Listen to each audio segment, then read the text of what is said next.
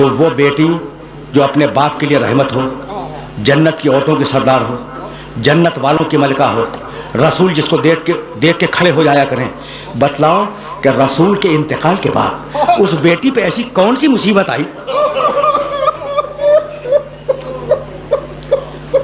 अजरकुम अल्लाह। देखो, मैंने तो एक सवाल किया था और तुम्हारी आवाजें बुलंद हो गई। अब ज्यादा जहमत समात नहीं है, मैं बहुत कम मसाइब पढ़ने का आदी हूँ, इंतहाई कम मसाइब पढ़ता हूँ, लेकिन एक जुमला सुनना भाई। वो क्या ऐसी मुसीबत आई कि बीवी ने अपने बाल बिखेरे, सियाह चादर ओढ़ी, कब्र मुतहर रसूल पे आई, दोनों हाथ रसूल की कब्र मुतहर के सिरहाने रखे और कहा अस्सलाम अलैकुम या बता बाबा, आप पर मेरा सलाम हो। और ये कह के वो शेर पढ़ा, सुब्बत अलैया मसाइबुन लौ अन्नहा, सुब्बत अलैया मसाइबुन लौ अन्नहा सुब्बत अलैयाम सिरना लयालिया। बाबा, मुझ पर वो मुसीबतें पड़ी कि अगर रोशन दिनों पे पड़ती तो वह तारीख रात में बदल जाते। अजरकुम अल्लाह। ये जुमला कहा, आराम से सुन लो, कुछ जुमले सुन लो। ये जुमला कहा, बीबी अपने हुजरे में आई, शिकायत करके बाप से अपने हुजरे में आई, और अब बीवी ने अपने बाप पर गिरिया शुरू किया। सुबह है, बीवी अपने बाप पे रो रही है, दोपहर है गिरिया कर रही है, शाम है गिरिया कर रही है। एक दिन बीवी अपने मसनद से टेक लगाए हुए लेटी थी, इतने में अली आए। बिन्ते रसूल,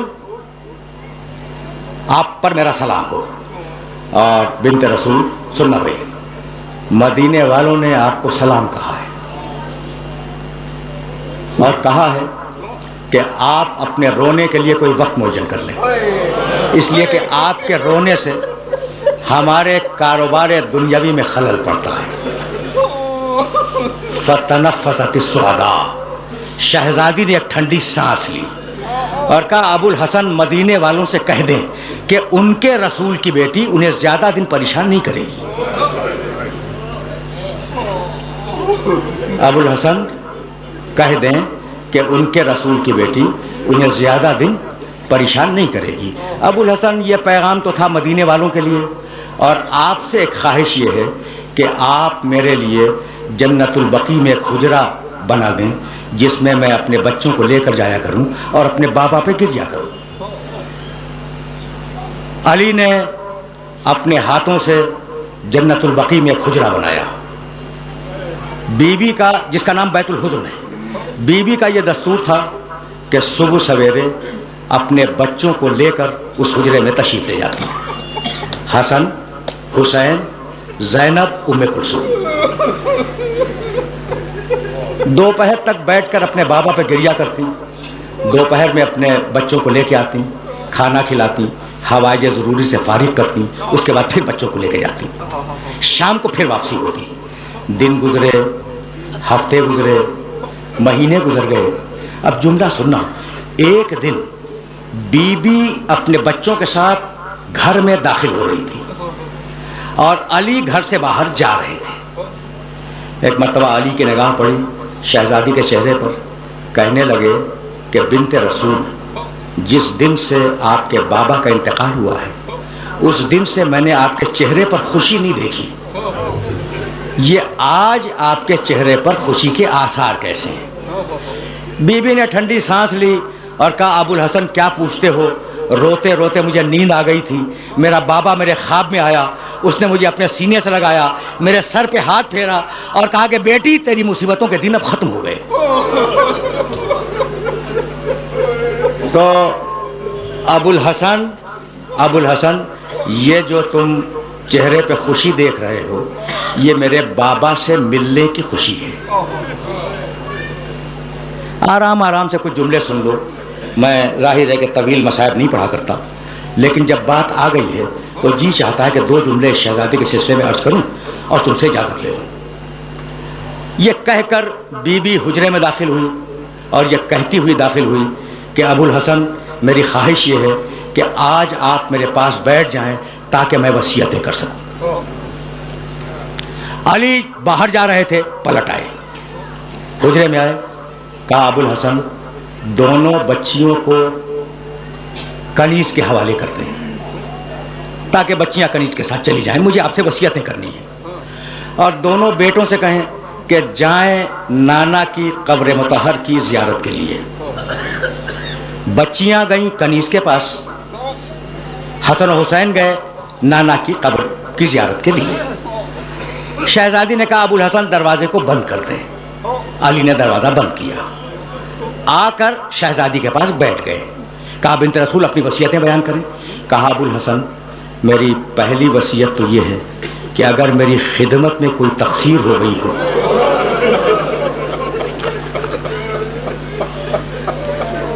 अजरकुम अल्लाह। देखो तुमने गिरिया किया और मेरी मजलिस तमाम हो गई। अबुल हसन अगर मेरी खिदमत में कोई तकसीर हो गई हो तो आप क़यामत के दिन कोई मुआखज़ा न कीजिएगा, यही मुआफ़ कर दें। कहा नहीं बीबी तुमसे आज तक कोई तकसीर नहीं हुई। कहा अबुल हसन मेरी दूसरी वसीयत यह है कि मेरे मरने के बाद मेरे छोटे छोटे बच्चे यतीम होंगे, अगर उनसे कोई लग़्ज़िश हो जाए तो उनसे डांट के बात न कीजिएगा। अली कांपने लगे। कहा बिन्त रसूल तुम्हारे बच्चे साहिबाने तथहीर हैं, उनसे किसी गलती का इम्कान नहीं है। कहा अबुल हसन मेरी तीसरी वसीयत यह है कि मेरा जनाजा रात की तारीकी में उठाया जाए और मेरे दुश्मनों को मेरे जनाजे में शिरकत की इजाज़त न दी जाए। और अबुल हसन मेरी चौथी और आखिरी वसीयत यह है कि मेरे दफन करने के बाद मुझे भूल न जाना, कभी कभी मेरी कब्र पर सलाम के लिए आते रहना। अजरकुम अल्लाह। सदाएं बुलंद हो गई और अब जाहिर है कि मैं तकरीर को अपने मरहले पे ले आया। अब इससे ज़्यादा ज़हमत समाअत नहीं दूंगा। अली ने वसीयतें कबूल की।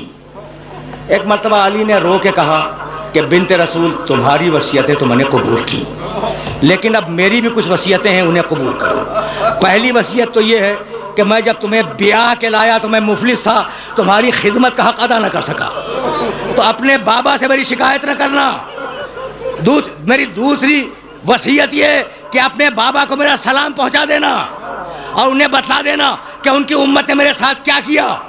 और मेरी तीसरी और आखिरी वसीयत ये कि मैं मरने के बाद भी सलाम के लिए आता रहूंगा, लेकिन शर्त ये कि जब भी सलाम करूं अपने कानों से जवाब सलाम सुनूं।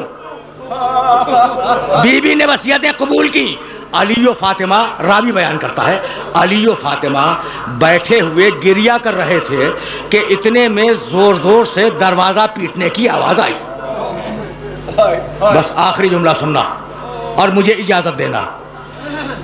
शहजादी ने कहा अबुल हसन देखें कि ये दरवाजे पे कौन आ गया। अली ने पुकार के पूछा दरवाजे के बाहर कौन है। एक मरतबा रोते हुए बच्चों ने आवाज दी कि बाबा हम आए हैं। एक मरतबा अली करीब गए, दरवाजा खोला, देखा कि हसन हुसैन दरवाजे पे खड़े हैं और रो रहे हैं। कहा बेटो मैंने तो तुम्हें नाना की कब्र की जियारत के लिए भेजा था, ये तुम इतनी जल्दी कैसे आ गए। तो दोनों बच्चों ने रो के कहा कि बाबा जब हम नाना की कब्र पे पहुंचे तो इब्राहिम खलीलुल्लाह की आवाज आई कि या रसूल अल्लाह फातिमा ज़हरा के यतीम आ रहे हैं। तो बाबा क्या हमारी अम्मा दुनिया से गुजर गई। अजरकुम अल्लाह, अजरकुम अल्लाह। आपने गिरिया किया, तकरीर तमाम हो गई। अब आखिरी जुमला अर्ज कर रहा हूं। अली और फातिमा ने वसीयतें की और अब अली बाहर आए। अली बाहर आए, मस्जिद में बैठ गए। शहजादी ने कनीज से कहा यह मेरी तकरीर का आखिरी जुमला है, तुमने गिरिया किया, मजलिस तमाम हो गई।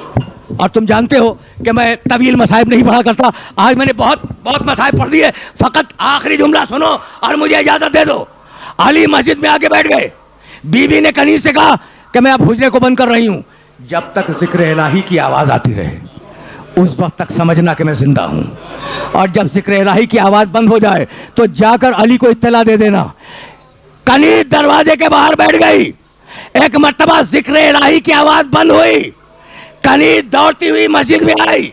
हिम्मत नहीं है कि अली से कुछ कह सके। एक मर्तबा कनीज ने सर से चादर खींची और अली के कदमों पे डाल दी और कहा मौला इन्ना लिल्लाह व इन्ना इलैहि राजिऊन, इन्ना लिल्लाह व इन्ना इलैहि राजिऊन। फकत दो जुमले, फकत दो जुमले। अजरकुम अल्लाह। अजरकुम अल्लाह, तुमने गिरिया किया। मजलिस अपने आखिरी मरहले में दाखिल हो गई। अली आए, गुस्ल दिया, कफन पहनाया, जनाजा तैयार किया। यह है मेरी तकरीर का आखिरी जुमला। जब जनाजा तैयार हो गया तो एक मरतबा आवाज दी, या हसन, या हुसैन, या जैनब, या उम्म कुलसूम, हलुम्मु इला ज़ियारत उम्मकुम। तुम्हें कुछ मालूम है कि इन बच्चों की उम्रें क्या थी? हसन 7 साल के थे, हुसैन 6 साल के थे, शहजादी जैनब 4.5 साल की थी, शहजादी उम्मे कुलसूम 2.5 साल की थी। आवाज दी जनाजा तैयार करके कि हसन अपनी माँ का आखिरी दीदार करो, हुसैन अपनी माँ का आखिरी दीदार करो, जैनब उम्मे कुलसूम अपनी माँ का आखिरी दीदार करो। घर की कनीज बयान करती है कि 2 बच्चे दौड़ते हुए माँ के पास आ गए। हसन आए, उम्मे कुलसूम आई, और 2 बच्चे दरवाजे पे खड़े रहे। हुसैन खड़े रहे, शहजादी जैनब खड़ी रही। अली ने आवाज दी, बच्चों तुम भी तो आओ। हुसैन ने रो के कहा कि बाबा हम उस वक्त तक नहीं आएंगे जब तक अम्मा वैसे न बुलाए जैसे मरियम ने ईसा को बुलाया था। बस ये सुनना था कि फातिमा ज़हरा के बंदे कफन टूट गए। एक हाथ ने हुसैन को बुलाया, एक हाथ ने जैनब को बुलाया। दोनों बच्चे आकर माँ के सीने से लिपट गए। एक मरतबा जिब्रील ने आवाज दी कि या अली बच्चों को माँ से अलग करो वरना कायनात में ज़लज़ला आ जाएगा। वसयअलमुल्लज़ीना ज़लमू अय्या मुनक़लबिन यनक़लिबून रब्बना तक़ब्बल मिन्ना इन्नका अंतस समीउल अलीम।